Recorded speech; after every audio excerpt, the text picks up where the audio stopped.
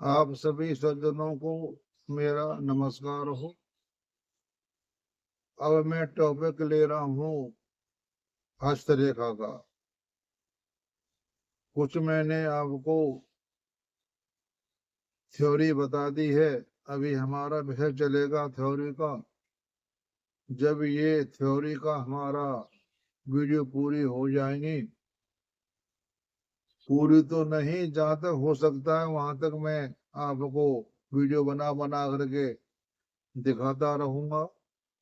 पूरी वीडियो तो हम नहीं बना सकते हैं और ना ही बन सकती हैं। कोई विद्या कभी पूर्ण हम नहीं कर सकते, इसमें कई जन्म लग जाते हैं। जितना मुझे आता है मैं आपको उतना बताऊंगा। यह हस्तरेखा का ज्ञान भी मैंने भारतीय विद्या भवन से श्री गुरु हमारे अश्विनी कुमार बंसल जी से मैंने सीखा है। उनको मेरा प्रणाम हो, उनका बहुत बहुत धन्यवाद जो आपने हमको हस्तरेखा की विद्या सिखाई। उसी से जो मैंने ग्रहण किया वह मैं आपको बता रहा हूँ।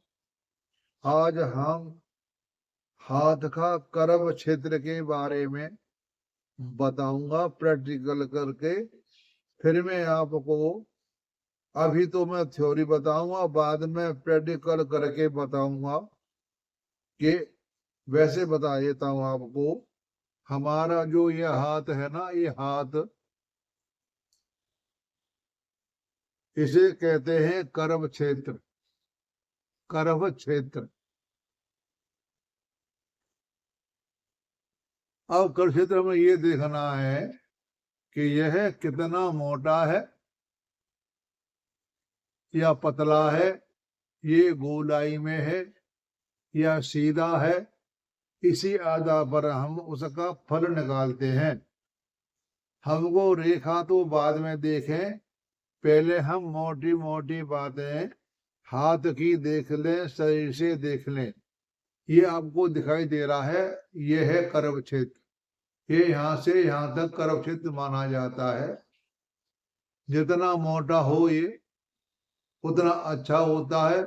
गोलाई में लिए हुए हो उतना ही अच्छा फल देता है।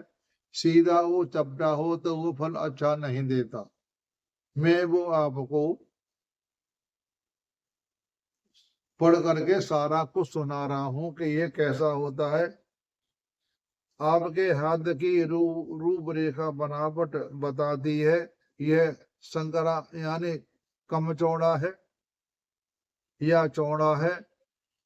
उंगलियां गांठ रहित है या गांठदार। ये हमारी जो उंगलियां है ना, ये हाथ की उंगलियां, ये उंगली अगर गांठदार होंगी, एक यहाँ एक यहाँ, एक यहाँ एक यहाँ, जो गांठदार उंगली होंगी वह बहुत बड़ा वैज्ञानिक होगा।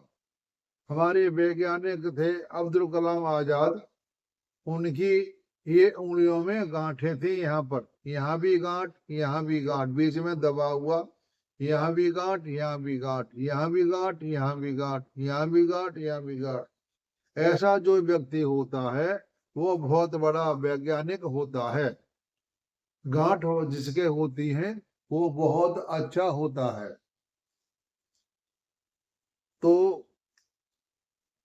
अंगूठे के जोड़ स्पष्ट बाहर की ओर उभरे हों या नहीं, यह हथेली कहीं बराबर की और उभरी हुई है, यह विवरण आपको व्यक्तित्व के बारे में बताती है, आपकी प्रतिभा के बारे में बताती है। इसी कारण से हाथों को सरल बारी रूपरेखा तैयार करने से आपको इन सब बातों का पता चल जाता है। हथेली का ऊपरी भाग से हथेली के पृष्ठ भाग से जो जोड़ता है उसे कर्म क्षेत्र कहते हैं। हथेली का ऊपरी भाग, हथेली का ऊपरी भाग मतलब यहां से लेकर के और यहां तक, इसमें चंद्र पर्वत मंगल और बुध पर शामिल हैं। जैसे इसमें यहाँ चंद्र हो गया, यहाँ मंगल हो गया और यहाँ बुध हो गया। बुध पर्वत से लेकर के बुध, मंगल, चंद्र तीनों पर्वत इसके अंतर्गत आ जाते हैं। बुध, मंगल और चंद्र तीनों ग्रह आ जाते हैं। ये तीनों सामूहिक रेखा से हमारी सहज भावना और हमारी रचनात्मक क्षमता का प्रतिनिधित्व करते हैं। कर्म के आकार और गठन से पता चलता है कि हम अपने अंतर आत्मा को बाहर कैसे लाते हैं। किसी रंग रूप में हम अपनी विरासता और प्रवृत्ति को ढालते हैं, उन्हें धारा देते हैं और व्यक्त करते हैं और फिर उन्हें बाहरी दुनिया तक पहुंचाते हैं। अब इसमें बताया मासल कर्म। ऐसे ये आपका कर्म है, ये मासल कर्म है, ये इसमें ये उठा हुआ कर्म है, इसे कहते हैं मासल कर्म। मासल कर्म के गिर्द रेखा खींचने पर गड़बड़ी होने का खतरा रहता है, इसलिए हल्का दबाव ही डालना चाहिए और मोटे और बहुत उभरे हुए बुध, ऊपरी मंगल और चंद्र पर्वत के परिणाम स्वरूप शांति कल्पनाएं, हिंसक स्वभाव और धोखा देने वाली प्रवृत्ति होती है। यानी मोटे और बहुत उभरे हुए बुध, ऊपरी मंगल और चंद्र पर्वत के परिणाम स्वरूप शातिर कल्पना, दुष्ट इरादे, हिंसक स्वभाव वाले, धोखा देने वाले प्रवृत्ति वाले होते हैं। जिसका ये कर्म कमजोर होता है उसके बारे में बताया हुआ है। मोटा कर्म गोलाई लियो तो कोई नहीं, अगर ये पतला कर्म है और सीधा है, गोलाई नहीं लिए हुए हो, तो वो आदमी हिंसक प्रवृत्ति का होता है।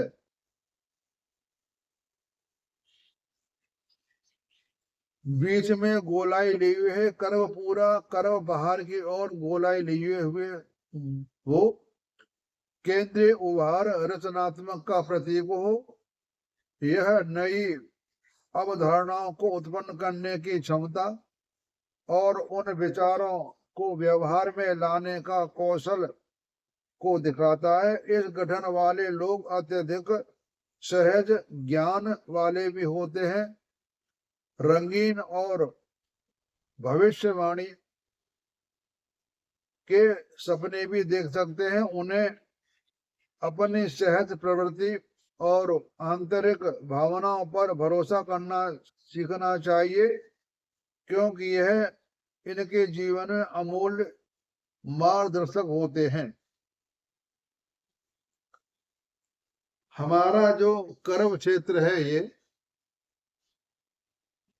तो सारी ऊर्जा जो हम देखते हैं वो हम देखेंगे बीच में, यहाँ पर न बुध को न चंद्रमा को, यहाँ बीच में देखेंगे दबा करके। ये सारे ऊर्जा को दिखाई देते हैं। ये खिलाड़ी के हाथ में आपको यहाँ कर्म मिलेगा ऊंचा उठा हुआ, ये ज्यादा खिलाड़ियों के हाथ में होता है।